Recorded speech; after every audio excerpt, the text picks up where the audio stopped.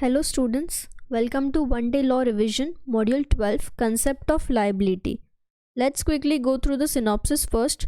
इसमें हम देखेंगे कि लाइबिलिटी क्या होती है, उसका डेफिनेशन, उसका नेचर, फिर लाइबिलिटी के अलग अलग kinds, general conditions of liability, measure of penal liability, measure of civil liability, theory of strict and absolute liability, vicarious liability in civil and criminal law, liability of corporation.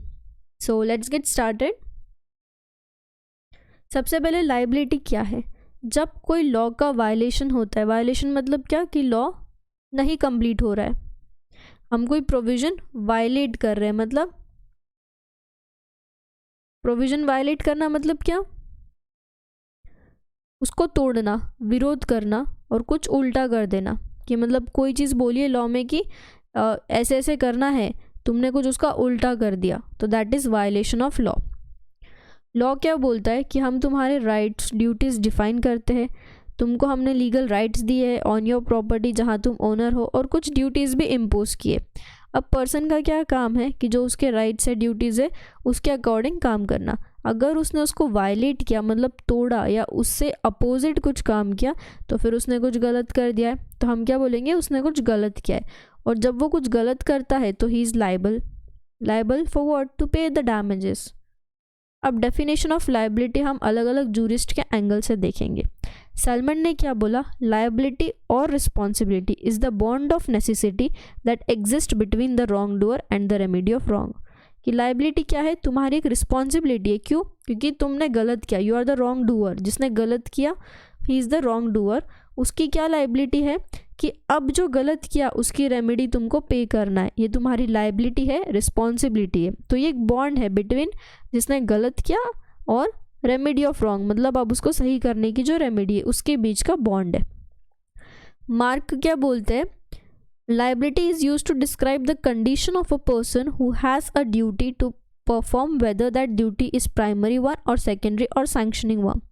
कि क्या बोला है, liability क्या है, किसी पर्सन की duty है कि उसको वो ड्यूटी परफॉर्म ही करनी पड़ेगी, भले ही वो प्राइमरी हो, सेकेंडरी हो या सैंक्शनिंग हो।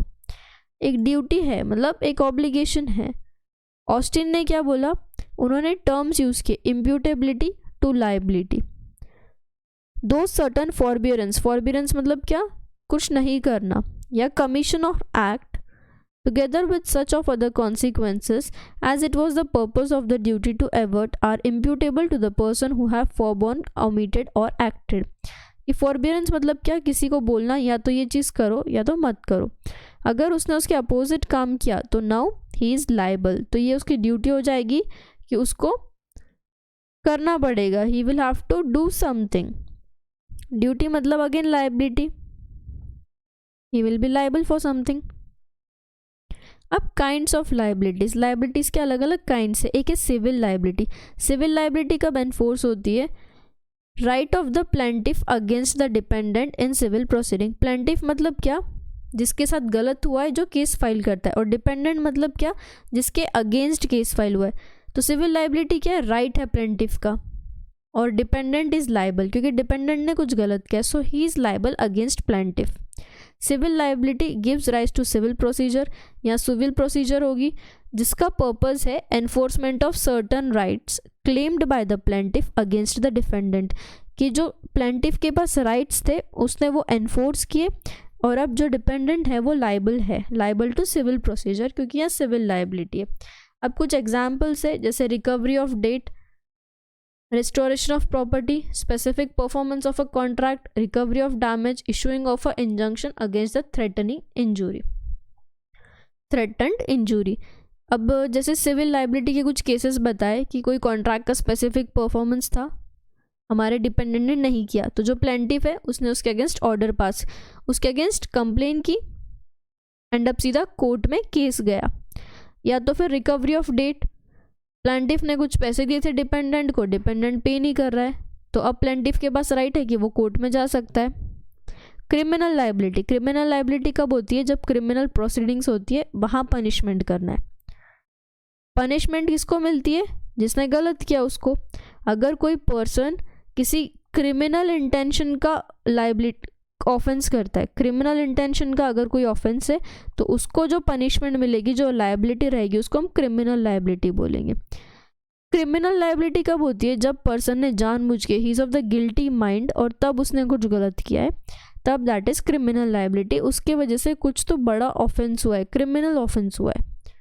मैक्सिमम एक्शन नॉन फैक्सेट रेकमनिस मीन्स सिट एरिया, मतलब offender is guilty only with is done with a guilty mind.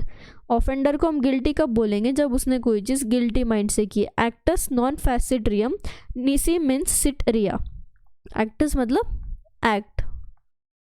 Panel liability, penal liability क्या है? Concern with punishment of wrong, कि किसी ने कुछ गलत किया है तो उसको पनिशमेंट मिलेगी। अलग अलग टाइप की पनिशमेंट्स है, डेटरेंट्स है, प्रिवेंटिव है, रिट्रिब्यूटिव, रिफॉर्मेटिव एक्सेट्रा।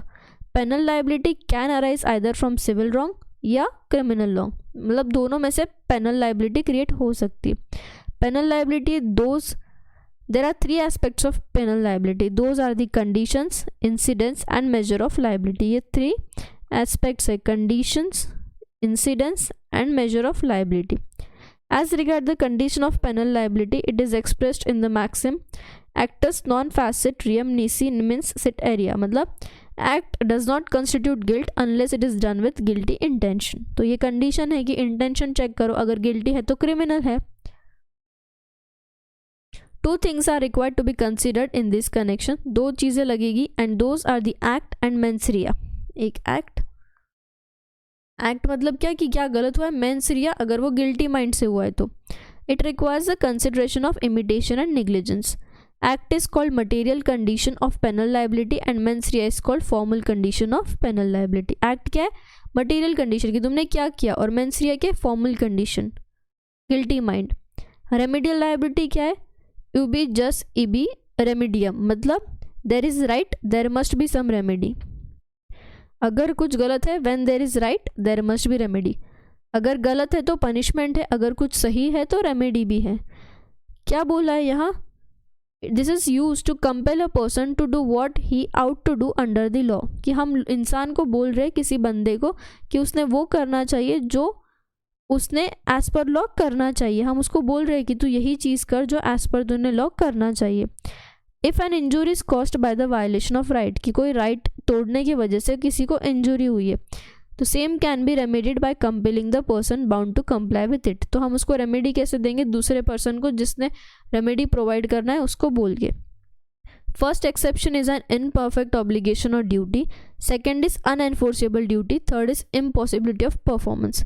अब इसके एक्सेप्शंस क्या है, कब रेमेडी नहीं हो सकती? जब इम्परफेक्ट ऑब्लिगेशन है, सेकेंड है अनफोर्सेबल ड्यूटी है, अनएनफोर्सेबल, और थर्ड है impossibility of performance of law. Vicarious liability क्या है? जब लायबिलिटी किसी और की और भर कोई और रहा है। Liability which is incurred for और इंस्टेड ऑफ अनदर, कि एक पर्सन कब लायबल होता है? For a tort committed by him, कि नॉर्मली किसी ने कुछ गलत किया तो ही इज़ लायबल, बट कुछ सर्कमस्टेंस ऐसे हैं जहाँ एक पर्सन लायबल होता है किसी दूसरे के रॉन्ग करने से, किसी दूसरे के सिविल रॉन्ग करने से कोई और लायबल हो रहा है, तो उस लायबिलिटी को हम विकैरियस लायबिलिटी बोलेंगे। इसके एक्सेप्शंस है that man must be force to do by the force of law what he is bound to do by rule of law. Absolute और स्ट्रिक्ट लायबिलिटी, सिविल और क्रिमिनल दोनों law में mens rea या तो guilty mind is considered necessary. Guilty mind रहेगा तो ही हम समझेंगे कि कुछ तो गलत हुआ है एंड लायबिलिटी लग जाएगी। बट यहाँ भी कुछ एक्सेप्शंस है। कुछ केसेस में क्या होता है, person is held responsible irrespective of existence of the wrongful intent और नेग्लिजेंस, मतलब कहीं कहीं भले he was not of guilty mind या उसका कोई रॉन्गफुल इंटेंशन नहीं था, फिर भी हम उसको रिस्पॉन्सिबल मानते हैं, तो उस केस में एब्सोल्यूट या स्ट्रिक्ट लायबिलिटी लग जाएगी। भले ही तुम्हारा इंटेंशन गलत नहीं था बट तुमने गलत किया है, तुमको लायबिलिटी लगेगी, तो दैट इज एब्सोल्यूट या स्ट्रिक्ट लायबिलिटी। अब कुछ कंडीशंस हैं, कंडीशंस ऑफ लायबिलिटी। तो पहले तो थ्योरी देख रहे हैं हम, वाइडर एंड नैरोअर थ्योरी। यहाँ क्या बोला है, all injuries done by one person to another are टॉट, जो भी इंजुरी एक ने दूसरे को की वो गलत है, unless there is some justification recognized by, unless कोई जस्टिफिकेशन देते हो कोई भी इंजुरी किसी ने दूसरे को किया तो दैट इज टॉट। और पिजन होल थ्योरी क्या बोलती है, there is a definite number of torts outside which liability in tort does not exceed. ऐसे कुछ टॉर्ट्स है जहाँ लाइबिलिटी नहीं है, outside which liability in tort does not exist. First theory क्या है, it was propounded by professor Winfield. उन्होंने क्या बोला, if I injure my neighbour, उन्होंने उनके नेबर को इंजोर किया तो वो टॉर्ट में उनको सू कर सकता है। Whether the wrong happens to have a particular name, whether the wrong happens to have a particular name like assault, battery, deceit या slander, तो उसमें वो लाइबल रहेंगे अगर वो प्रूव नहीं कर सकते कि लॉफुली उन्होंने क्यों उसको इंजूर किया। यहाँ एक वाइडर प्रिंसिपल है that on all unjustifiable harms are tortious, कि अगर तुम जस्टिफाई नहीं कर सकते हो किसी भी हार्म को तो हम उसको टॉर्टियस मानेंगे, मतलब गलत मान लेंगे। This enables the court to create new tort and make defendants liable irrespective of any defect in the pleading of the plaintiff। कि अगर डिफेंडेंट कुछ जस्टिफाई नहीं कर सकता ये उसने क्यों किया तो फिर हम उसको क्या करेंगे, उसको हम गलत मान लेंगे and he will be liable against the plaintiff. Plaintiff मतलब जिसने केस किया था। ये थ्योरी क्या बोल रही है, this theory resembles the saying my duty is to hurt nobody by word और डीड, कि मेरी ड्यूटी है कि मैं किसी को भी हर्ट नहीं करूँ, वर्ड से भी नहीं और मेरे एक्शन से भी नहीं। Theory is supported by Pollock and courts have repeatedly extended the domain of the law of tort, कि कोर्ट ने टाइम टू टाइम उसका एक्सटेंड बढ़ाया है टॉर्ट का, और ये थ्योरी को प्लॉक ने सपोर्ट किया है। Negligence becomes a new specific tort only by the 19th century. Negligence मतलब क्या, ध्यान नहीं रहना। ध्यान नहीं रहने की वजह से अगर तुमने किसी के साथ गलत कर दिया तो that is also wrong. Similarly, the rule of strict liability for the escape of noxious things from one's premises was laid down in 1868 in the leading case of Raylands versus Fletcher। ये same rule हमने देखा था Raylands versus Fletcher के case में। Second theory was proposed by Selman, मतलब pigeon hole theory। It resembled the 10 commandments given to Moses in the Bible। ये theory क्या बोलती है, I can injure my neighbour as much as I like without fear of he is suing me in tort provided my conduct does not fall under the rubric of assault, deceit, slander और any other nominate tort. यहाँ क्या बोला है, मैं जितना चाहूँ उतने अपने नेबर को इंजोर कर सकता हूँ, हार्म कर सकता हूँ। कब तक, मेरे को ऐसा कोई डर नहीं रहेगा जब तक मैं टॉर्ट के किसी पर्टिकुलर वर्ड के अंदर नहीं आता हूँ कि मैंने किसी को असॉल्ट किया, बैटरी, डिसीट या किसी को परेशान किया। जब तक ये टर्म्स पे मैं नहीं आता हूँ तब तक मैं कितना भी इंजोर करूँ, मेरे को कोई मेरे अगेंस्ट केस करेगा या मेरे को कोई सू कर देगा, मेरे को ये डर नहीं रहना चाहिए। रॉन्गफुल एक्ट, अब टॉर्ट मतलब क्या, कुछ तो गलत हुआ है, कुछ गलत है, रॉन्गफुल है, ओमिशन है किसी डिफेंडेंट के पार्ट पे, तो ये एक्ट प्राइमा फेसिया क्या लगेगा, प्राइमा फेसिया लुक्स इनोसेंट में बिकम टॉर्टियस, कि ऊपर से देखने पे जो इनोसेंट दिखा वो टॉर्टियस हो सकता है, मतलब उसने गलत किया, उसने कोई लीगल राइट को इवेड किया। Every actor liable for tort, कुछ भी गलत होने पे लाइबिलिटी तो है। In this respect motive is not essential. In Rogers versus Rajendra Rao Dutt court ने क्या बोला था, act complained of should under the circumstances be legally wrongful as regards the party complaining, मतलब it must prejudicially affect him in some legal right, legal right affect होना चाहिए तभी तुम case कर सकते हो। Merely that it will however directly do him harm in interest is not enough. Mains rea क्या है, गिल्टी माइंड, मतलब गलत condition of mind, culpable condition, किसी को हार्म पहुंचाने की सोच रखना, तो उसको तो हम लाइबिलिटी मानेंगे, टॉर्ट है वहाँ। क्या बोला है, नो गिल्टी और wrong in the absence of guilty mind, हम कोई गिल्टी नहीं मानेंगे in the absence of guilty mind, मतलब एक तो एक्ट होना ज़रूरी है और उसमें गिल्टी माइंड का इन्वॉल्वमेंट ज़रूरी है। So if a person liable for tort he should have a guilty mind. कब पर्सन लाइबल फॉर टॉर्ट रहेगा, कब उसको हम गलत मानेंगे, जब उसका माइंड ही गिल्टी था, उसने सोचा ही गलत था। In civil law it is usually not necessary to prove a subjective mental element. Civil law में मेंटल एलिमेंट की वो गिल्टी माइंड था या नहीं था ये प्रूव करना ज़रूरी नहीं है। For breach of contract or tort, however, if a tort is intentionally committed, अगर intentionally commit हुआ था या contract is intentionally breached, या तो कोई contract को intentionally तोड़ा था ताकि किसी को harm हो, तो फिर वहाँ liability का scope बढ़ जाता है, measure of damages बढ़ जाते हैं, plaintiff को डैमेजेस मिलते हैं। Mens rea refers to the mental element, mens rea तो मेंटल एलिमेंट से रिलेटेड है कि वो गिल्टी माइंड था या नहीं था। Of the offence that accompanies the actus reus, यहाँ कुछ जुरिस्डिक्शन है। The terms mens rea and actus reus have been replaced by alternative terminology. Australia में क्या बोला है, elements of federal offences are now designated as fault elements, mental elements and physical elements और external elements. This terminology was adopted to replace the obscurity of the Latin terms with simple and accurate phrasing. Legal damage क्या बोला है, tort consists of some act done by a person who causes injury to another. tort कब आता है कि ऐसा किसी का एक्ट था जिसके वजह से दूसरे को हार्म हुआ, इंजूरी हुई, दैट इज tort कि तुमने कुछ गलत किया। अब जिसको इंजूरी हुई वो डैमेजेस क्लेम कर रहा है पहले वाले से जिसने गलत किया। डैमेज तो ऑर्डिनरी सेंस में क्या है, इंजरी और लॉस और डिप्रेविटी ऑफ सम कॉइंड, तो वहाँ हम डैमेज पे करते हैं। Damage means compensation claimed by the injured party and awarded by the court, कि इंजर्ड पार्टी जो कंपेंसेशन क्लेम करती है उसको हम डैमेज बोलते हैं।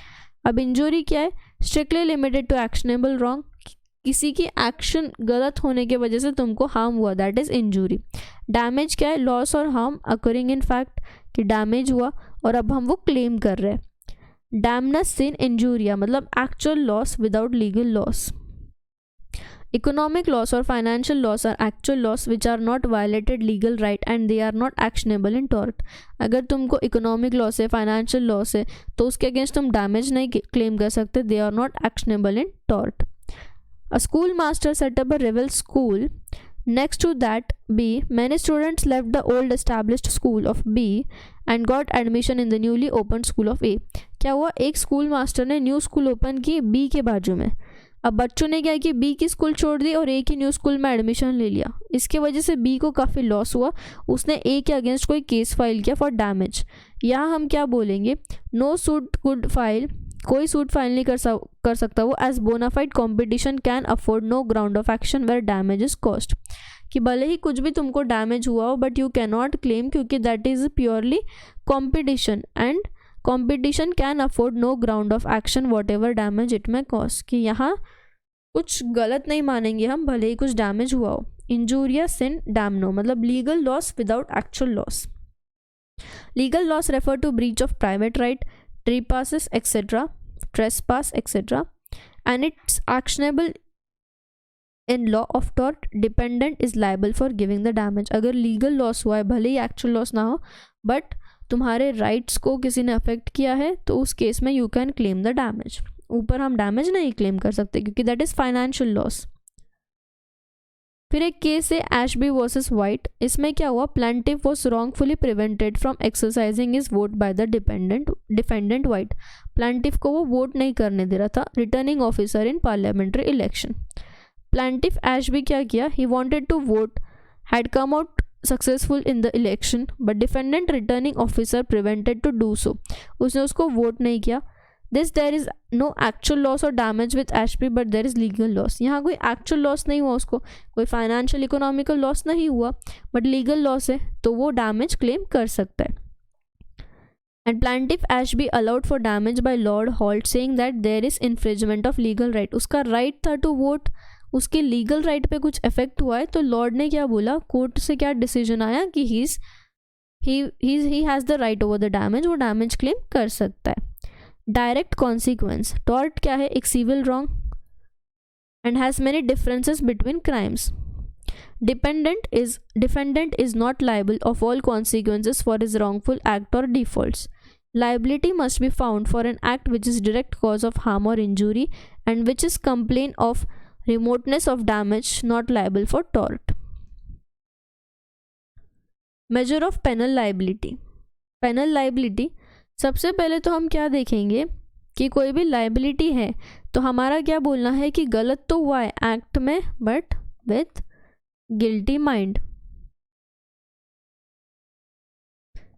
पेनल लाइबिलिटी कब होती है, डायरेक्टली इनडायरेक्टली, सिविल क्रिमिनल दोनों में, to punish a wrong doer. Basic principle क्या है कि एक्ट इज नॉट फैसेट्रियम नीसी मीन्स सिट्रिया, मतलब act alone does not amount to crime unless it is accompanied by guilty mind, कि जब तक गिल्टी माइंड के साथ एक्ट नहीं हुआ तब तक हम उसको क्राइम नहीं मानेंगे। तो यहाँ दो एलिमेंट, एक तो एक्ट कुछ गलत होना चाहिए और उसमें गिल्टी माइंड ज़रूरी है to refer it as a crime या क्रिमिनल एक्ट।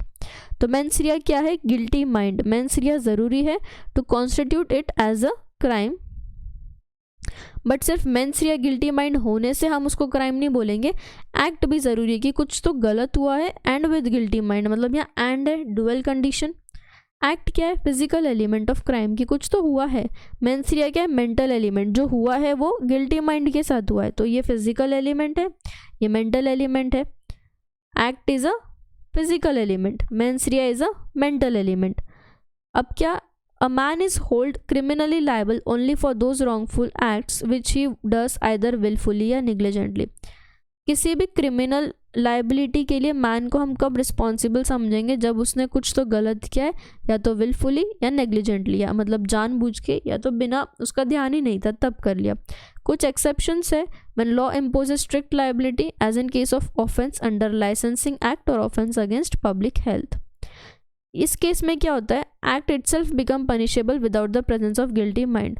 अगर एकदम स्ट्रेट है, स्ट्रिक्ट लाइबिलिटी है, अगर स्ट्रिक्ट लाइबिलिटी है तो उस केस में गिल्टी माइंड नहीं भी रहा तो यू आर लाइबल, तो फिर उस केस में गिल्टी माइंड मत देखो, या वो नेग्लिजेंट था ये मत देखो। यहाँ स्ट्रिक्टली लाइबिलिटी दी है तो the person will be liable. That apart criminal law exempt certain category of cases from penal liability. कुछ जगह पेनल लाइबिलिटी नहीं लगती। These are commonly known as defence और जनरल एक्सेप्शंस, जैसे कि mistake of act, accidents, infancy, minority, necessity, self defence, voluntary intoxication, कि अगर तुमने सेल्फ डिफेंस में किसी के साथ गलत किया, किसी को कुछ गलत कर दिया, मिस्टेक ऑफ एक्ट गलती से या बाय एक्सीडेंट या किसी माइनर ने कर दिया, तो उस केस में पेनल लाइबिलिटी नहीं लगती, भले ही वो क्रिमिनल नेचर का था। If the offender succeeds in establishing any of these defences, अगर ऑफेंडर ने ये डिफेंसेस एस्टैब्लिश करने में सक्सेसफुल हो गया तो फिर उसको पनिशमेंट नहीं होगा, but he will have to satisfy two condition, actus and mens rea, मतलब maxim actus non facit reum nisi ceteria stated long before by St. Augustine became with slight change the best known maxim of the English criminal law through the worlds ultimately used by Coke। Measures of penal liability, measures क्या है? 3 है। Motive of commission of offence, तुम्हारा motive था कि तुमको offence करना है, nature of the offence criminal है सिविल है, और character of the offender, offender उसको डिफेंस मांगता है या नहीं मांगता है। Motive of offence is an important factor in determining penal liability and sentencing of the offender. Motive क्या था? ग्रेविटी, नेचर और magnitude of the offence. Measure of civil liability, civil liability का पर्पस क्या है कि अगर सिविल लाइबिलिटी हुई है तो जिसके साथ गलत हुआ है उसको कंपेंसेशन अवॉर्ड करना इंजर्ड पार्टी को। Quantum of compensation is dependent on the actual loss. Quantum मतलब कितना, अमाउंट, ये काय पे डिपेंड करेगा? उसके लॉस के अमाउंट पे, loss cost to the plaintiff. Civil case में क्या होता है? Neither the character nor the motive of the defendant are relevant in determining the liability. कि लाइबिलिटी डिटरमाइन करने में ना ही कैरेक्टर ना ही मोटिव इम्पॉर्टेंट है या रिलेवेंट है। अगर कोई सिविल रॉन्ग है, मोटिव इज इररिलेवेंट। किसी भी सिविल रॉन्ग में मोटिव इररिलेवेंट है, मतलब उसके दिमाग में क्या था, दैट इज इररिलेवेंट। बस तुमने किसी को डैमेज किया है, किसी का लॉस हुआ है, तो उस केस में तुमको कॉम्पेंसेशन पे करना पड़ेगा। It is only the magnitude of the offence that determines the liability, actual loss. Liability of the offender is not measured by consequences which he meant to ensure but by the evil which he succeeded, कि वो क्या सोच के कर रहा था उस पर नहीं, बट उसके वजह से क्या गलत हो गया, क्या लॉस हो गया, वो हम कंसिडर करके लाइबिलिटी डिसाइड करेंगे। लाइबिलिटी मतलब क्या? Compulsory compensation to the injured person, जिसके साथ गलत हुआ है, and is considered as punishment for the offence. कि जो कंपेंसेशन देना है उसी को हम पनिशमेंट मानेंगे कि इंजर्ड को तुम कंपेंसेशन ट्रांसफर करो। In penal redress compensation in money is given to the injured, पैसों में देना है, and punishment is imposed upon the offender, और ऑफेंडर को कुछ पनिशमेंट मिलेगी। Rational system of law just combine the advantage of penal redress with the coordinate system of criminal liability. Reason is that penal redress alone is not considered to be sufficient, कि जो panel redress है उसको हम sufficient नहीं मानेंगे, तो it is both compensation plus punishment. Theory of strict and absolute liability. Principle of strict liability evolved in the case of Raylands versus Fletcher. 1868 में क्या हुआ था? स्ट्रिक्ट लाइबिलिटी क्या बोलती थी? Any person who keeps hazards substance in the premises will be held responsible if such substance escape the premise and cause any damage. Strict and absolute liability क्या बोला है कि कोई भी पर्सन अगर कोई हैजार्डस सब्सटेंस, मतलब जिसके वजह से लोगों को नुकसान हो सकता है, ऐसा कोई सब्सटेंस अपने घर में रखता है और वो सब्सटेंस घर के बाहर जाके किसी को डैमेज करता है, तो then you are strictly and absolutely liable. Going into the fact of the case, क्या हुआ? एफ का एक मिल था लैंड पे, and to power the mill F ने क्या किया? एक रिजर्वर बिल्ड करवाया खुद के ही लैंड पे. बट एक एक्सीडेंट हो गया, जो वो रिजर्वर था जहाँ वाटर था वो फ्लड हुआ और बाजू में कोल माइन थी आर की, वहाँ चले गया. तो अब आर का क्या हो गया? लॉस हो गया, उसकी कोल माइन खराब हो गई. तो आर ने एफ के अगेंस्ट केस फाइल किया. कोर्ट ने क्या बोला? डिफेंडेंट ने रिजर्वर जो बनाया था खुद के रिस्क पे बनाया था, खुद के लिए बनाया था, उसके वजह से कुछ एक्सीडेंट हो गया एंड जो प्लेंटिफ है उसका काफ़ी लॉस हो गया. तो अब डिफेंडेंट को डैमेज या कंपेंसेशन पे करना पड़ेगा. He will be liable for the accident and escape of the material, कि उसका जो हजार्डस मटेरियल था उसके वजह से किसी का लॉस हो गया, किसी को डैमेज हो गया. अब यहाँ एसेंशियल्स क्या है स्ट्रिक्ट लाइबिलिटी के? पहले तो एक हजार्डस सब्सटेंस होना ज़रूरी है, danger substance. The dependent will be held strictly liable only if dangerous substance escape from his premises. अब उसके प्रीमाइसेस में जो रिजर्व का पानी था वो बाहर चले गया, मतलब एस्केप द प्रीमाइसेस. तो डेंजरस सब्सटेंस जब उसके प्रीमाइसेस के बाहर जाएगा तब ही will be liable. Escape, one more essential condition कि उसने घर के बाहर जाना चाहिए. Should escape the premises and shouldn't be with in the reach of defendant after his escape. और बाद में वो डिफेंडेंट के रीच के बाहर है. तो पहले तो कोई डेंजरस सब्सटेंस होना ज़रूरी है, फिर वो उसके प्रीमाइसेस के बाहर जा रहा है, उसके रीच के बाहर जा रहा है. फिर non natural use. To constitute a strict liability, there should be a non-natural use of the land. In case of Raylands versus Fletcher, उस केस में क्या हुआ था? रेलैंड का क्या बोलना था कि अब उसका कोल माइन खराब हो गया.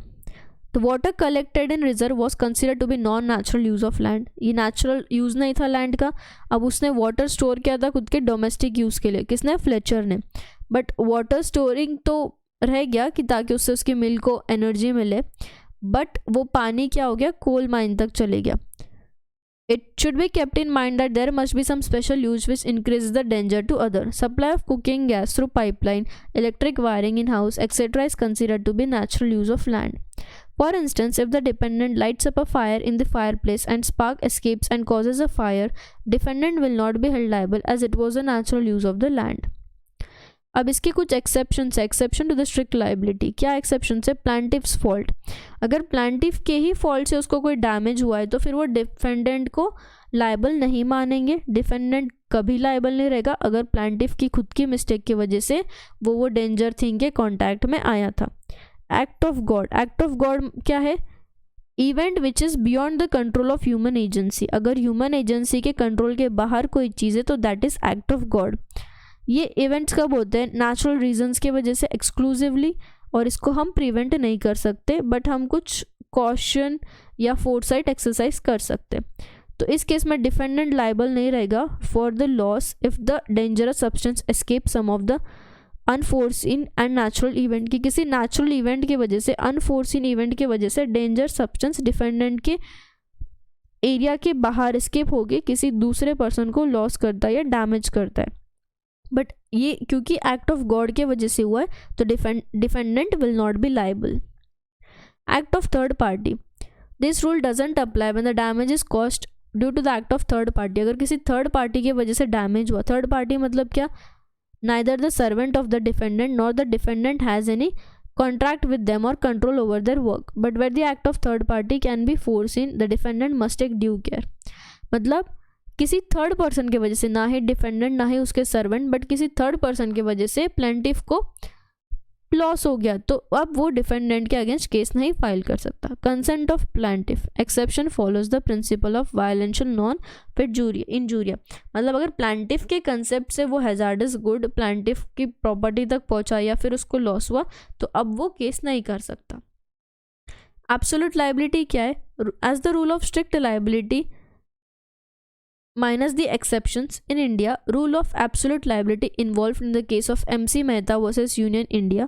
ये एक लैंडमार्क जजमेंट है। Facts of the case are that some oleum gas leaked in a particular area, कि कुछ गैस लीक हुई in Delhi from industry. Delhi में एक इंडस्ट्री के बाहर कुछ गैस लीक हुई, अब इसके वजह से कुछ लोग अफेक्टेड थे। तो एपेक्स कोर्ट ने क्या बोला?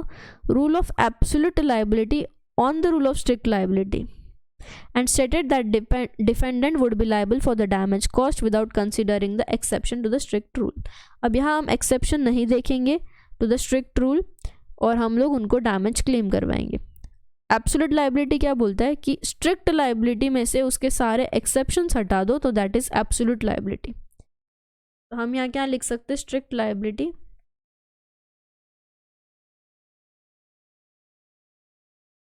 माइनस हमने जो ऊपर स्ट्रिक्ट लायबिलिटी के एक्सेप्शंस देखे। अब एब्सोल्यूट लायबिलिटी के रूल के हिसाब से क्या बोला है?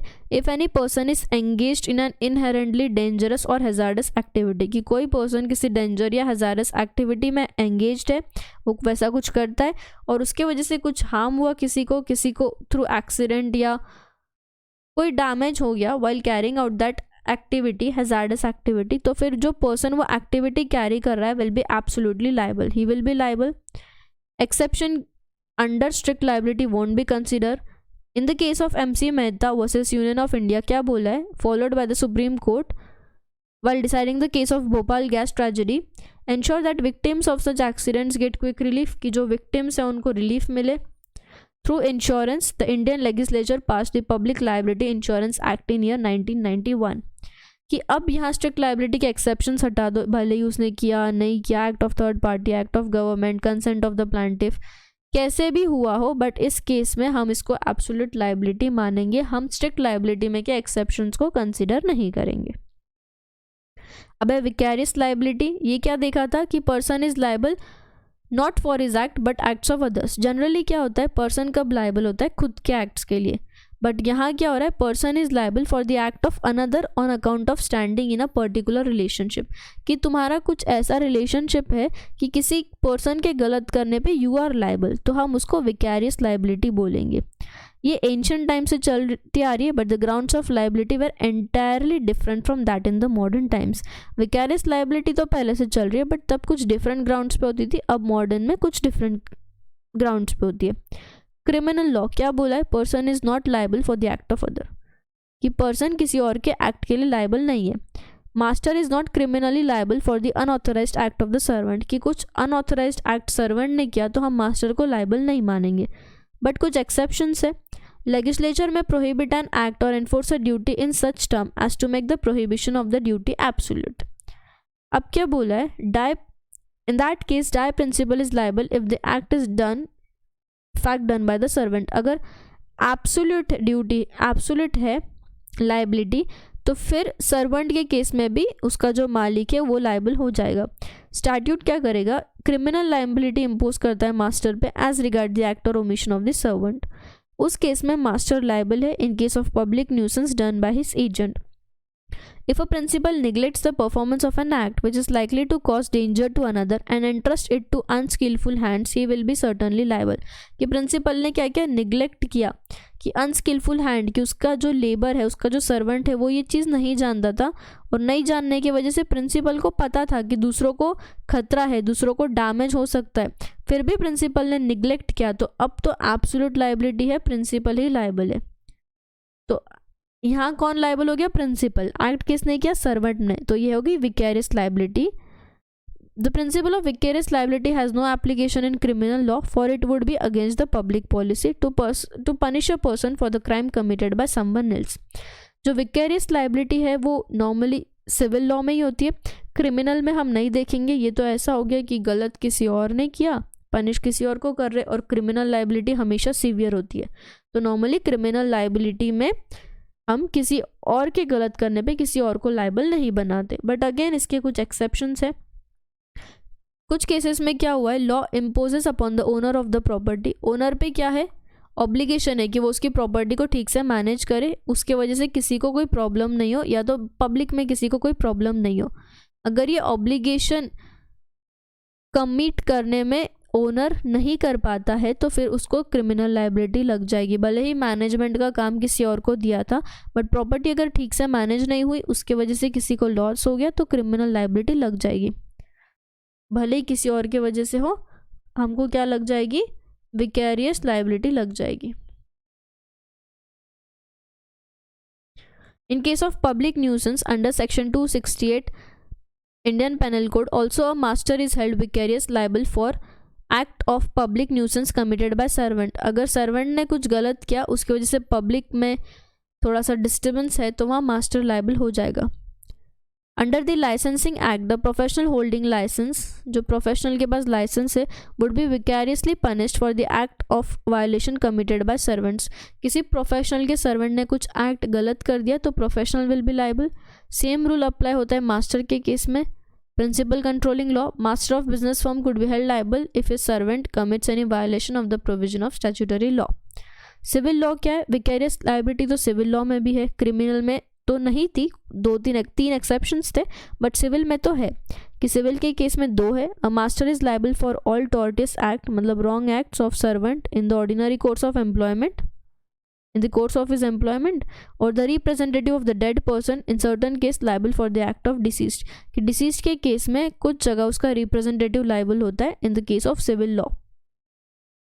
liability of corporation, corporation मतलब क्या, कंपनी, एक लीगल एंटिटी, लीगल पर्सनालिटी। अब उसके थ्रू कुछ गलत हो गया तो अब हम ऑर्गेनाइजेशन को कैसे लाइबल कर सकते। Is it not the case that an organisation is nothing more than some of individual part, भले ही वो इंडिविजुअल का है बट हम तो सेपरेट लीगल एंटिटी बोलते हैं। Directors and officers of the corporation B liable for the acts of corporation, क्या हमने डायरेक्टर ऑफिसर्स को लाइबल बताना चाहिए, should they be held guilty, क्योंकि भले ही कंपनी अलग है बट डिसीजन मेकिंग तो डायरेक्टर के पास है, ऑफिसर्स के पास है, कुछ ग्रुप ऑफ पीपल के पास है, तो क्या हमने शेयर होल्डर को लाइबल करना चाहिए या डायरेक्टर ऑफिसर्स को। लाइबिलिटी किस पे होनी चाहिए, लाइबिलिटी ऑफ कॉर्पोरेशन। हिस्टोरिकली हम क्या बोलते थे, कॉर्पोरेशन की बहुत लिमिटेड सेट ऑफ लाइबिलिटीज होती है, and in most cases it was thought that liabilities could only be civil in nature. But recent events में क्या हुआ है, क्रिमिनल लाइबिलिटी हुई है। अकाउंटिंग फर्म और Arthur Andersen have shown this not to be the case. Corporation have always been liable for the contracts, corporation हमेशा contracts के लिए लाइबल रहेंगे, and obligations that director officer and employees enter into by behalf, और कुछ obligations भी रहेंगे जो contract director officer company के बिहाफ पे एंटर करते। Absent a severe abuse of this power to contract by an individual employ और director, any contract in which the company receives a benefit will attach to the company. जहाँ भी company को benefit मिल रहा है किसी contract से तो हम समझेंगे वो कंपनी का कॉन्ट्रैक्ट है, फिर वो नहीं देखना कि किस डायरेक्टर ने या किस ऑफिसर ने उसको एंटर किया है। It is worth noting that contracts enter into prior to the actual moment of a company's incorporation may also be responsible of the company.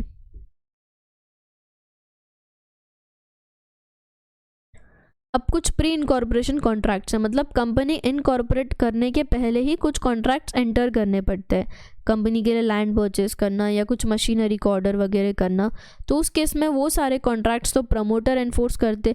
अब जब कंपनी एग्जिस्टेंस में ही नहीं है तो भले ही प्रमोटर्स ने वो कॉन्ट्रैक्ट किए बट उसके लिए कंपनी लाइबल रहेंगी, ऑब्लिगेशन कंपनी का ही रहेगा।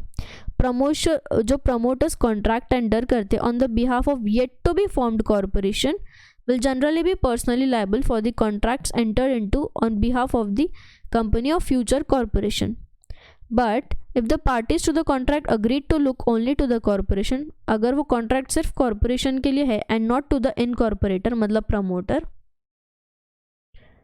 तो फिर then that can absolve the incorporator from personal liability, फिर promoter की कोई personal liability नहीं रहेगी। A company has some degree of liability for the torts committed by its director or employee during the course of employment.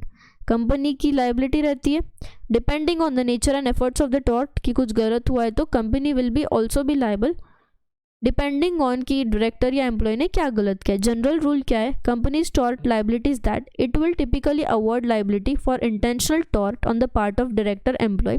अगर intentional है, intentionally director employee ने कुछ गलत किया है तो वो कंपनी की लाइबिलिटी नहीं है, बट अगर अनइंटेंशनली कुछ गलत हो गया है बाय द एम्प्लॉय तो company will be liable. Intentional tort है which was foreseeable to the corporate debtor or if the corporation accepts the benefit of commission। अगर कुछ इंटेंशनली गलत हुआ है और कंपनी ने भी उसका बेनिफिट लिया है तो फिर कंपनी भी लाइबल रहेगी, कॉरपोरेशन भी लाइबल रहेगा and the employee also. But अगर इंटेंशनली था और कंपनी के बेनिफिट के लिए नहीं था तो वो पर्टिकुलर पर्सन लाइबल है, अनइंटेंशनल है तो कंपनी लाइबल है। Liability of the director and officer to the shareholder. अब बिजनेस है तो रिस्क है, person may choose among various risks to identify the company's best course of action are its director and officers। जब कुछ गलत होता है, कुछ रिस्क लिया जाता है तो सफ़र करना पड़ता है, शेयर होल्डर सफ़र करते हैं कंपनी के केस में, तो वो क्या करते हैं उस टाइम पे वो सोचते हैं कि उनका लॉस रिकवर हो। प्रॉब्लम क्या है कॉरपोरेशन के केस में, directors liable in a law suit is that it is generally the director who makes a decision. कि कंपनी के केस में नॉर्मली डायरेक्टर्स डिसीजन लेते हैं, तो अगर कोई लॉस है तो शेयर होल्डर्स तो चाहेंगे कि लॉस रिकवर हो। Directors are obviously not going to sue themselves, director तो खुद को सू नहीं करेंगे अगर कंपनी में कुछ लॉ हो गया। तो लॉ में एक मैकेनिज्म डेवलप हुआ है जहां शेयर होल्डर ऑफिसर्स या डायरेक्टर्स को सू कर सकते हैं on the behalf of corporation, कि अगर कॉरपोरेशन के साथ कुछ गलत किया है तो ऑफिसर डायरेक्टर भले ही खुद को सू नहीं करे, शेयर होल्डर तो करेंगे। शेयर होल्डर्स तो रिप्रेजेंटेटिव है, they are the real owners, तो वो एक्शन ले सकते हैं। Given the potential liability of a corporate debtor or officer and the fact that many companies will fail simply because of choosing the wrong risk, who would want to become the director? अब ऐसा रहा तो लोग director ही नहीं बनना चाहेंगे, क्यों risk लेना है, अगर कुछ गलत हो गया तो सब मेरे ऊपर आएगा। तो उस केस में क्या बोला है, corporate law has evolve to create a system where the liability of director is limited. Corporate law को ऐसे चेंज किया कि लाइबिलिटी ऑफ डायरेक्टर को लिमिटेड कर दिया to the extent of their liability so that corporate America में still retain a healthy body of executives to administer its corporation. अगर पूरा लाइबिलिटी डायरेक्टर या ऑफिसर का बोल दिया कि वो लोग कंपनी को कंट्रोल करते हैं, कंपनी के फंक्शनिंग को देखते हैं, डिसीजन मेकिंग में रहते हैं, तो जो रिस्क लेना है वो डायरेक्टर कभी कोई रिस्क ही नहीं लेगा, क्योंकि हर डिसीजन मेकिंग में रिस्क है। तो डायरेक्टर्स ऑफिसर्स डिसीजन लेने से डरेंगे, इसलिए कंपनीज एक्ट में कुछ ऐसे अमेंडमेंट्स है कि डायरेक्टर के लाइबिलिटी को कम कर दिया है, नहीं तो उनको डर रहेगा कि कभी भी शेयर होल्डर्स उनके अगेंस्ट कंप्लेन कर सकते हैं। अब शेयर होल्डर का लाइबिलिटी क्या है, जैसे ऑफिसर डायरेक्टर का लाइबिलिटी है वैसे ही ऑफिसर एंड डायरेक्टर का शेयर होल्डर के साथ भी लाइबिलिटी है।